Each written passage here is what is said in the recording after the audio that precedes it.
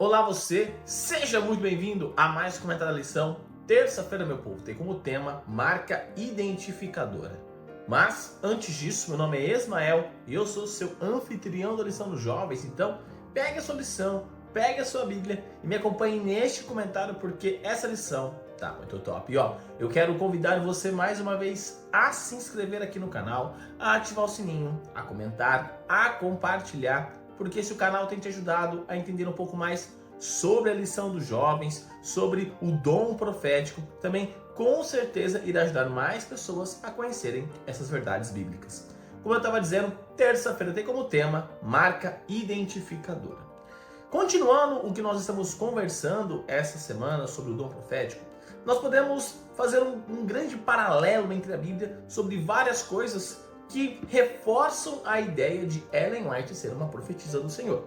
Primeiramente, quando nós vamos lá em Mateus 24:11, Jesus diz para nós não cairmos na barganha, na balela, na conversa dos falsos profetas. Usando uma coisa lógica, se poderiam existir, falsos profetas no tempo do fim, então com certeza existiriam verdadeiros profetas. Então, esse já é o primeiro passo. Então, nós precisamos fazer um paralelo para comprovar essa relação, se ele é um falso profeta ou um verdadeiro profeta. Sobre essa comparação, eu vou falar melhor com vocês amanhã, tá bom? Amanhã nós vamos conversar bastante sobre essa comparação para realmente determinar se é um falso profeta ou se é um verdadeiro profeta, tá bom?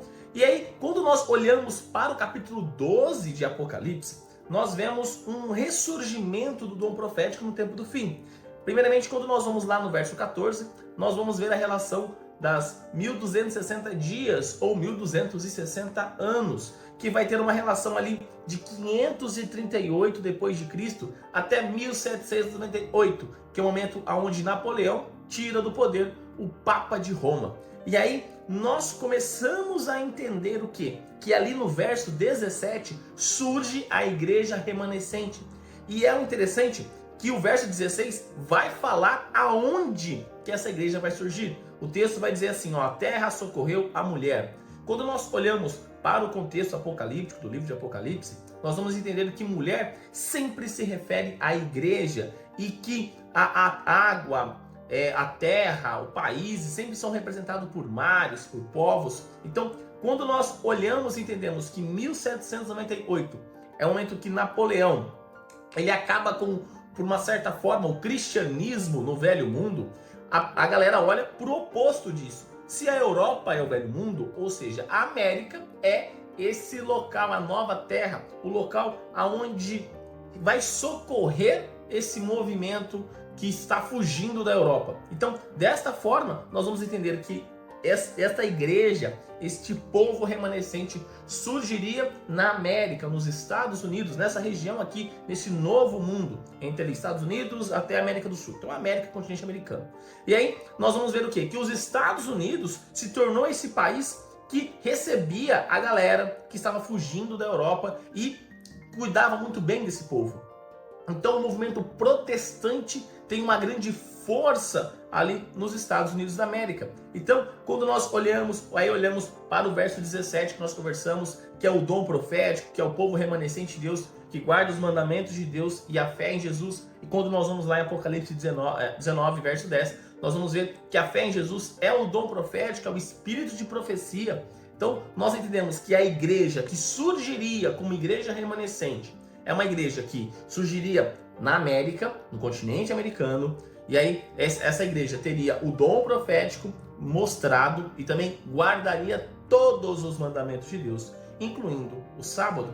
E é desta forma que entendemos e olhamos a correlação com a igreja adventista e o dom profético de Ellen White. Então, olhando para tudo isso, nós podemos ver que Ellen White não é algo que nós tiramos da cabeça, que surgiu, foi tirado de uma cartola como um passe de mágica, não. É algo que Deus caminhou, é algo que Deus prediz, é algo que Deus profetizou dizendo, isso iria acontecer.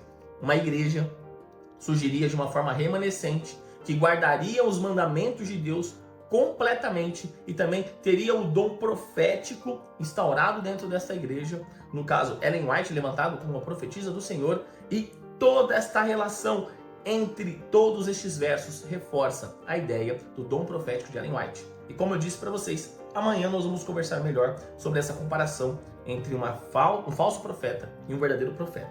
Mas para você que é adventista ou para você que está se interessando sobre os adventistas, entenda uma coisa: nós não colocamos Ellen White como algo para justificar, não. Nós olhamos para a Bíblia e a Bíblia diz que surgiria um povo, surgiria alguém, surgiria o dom profético no tempo do fim.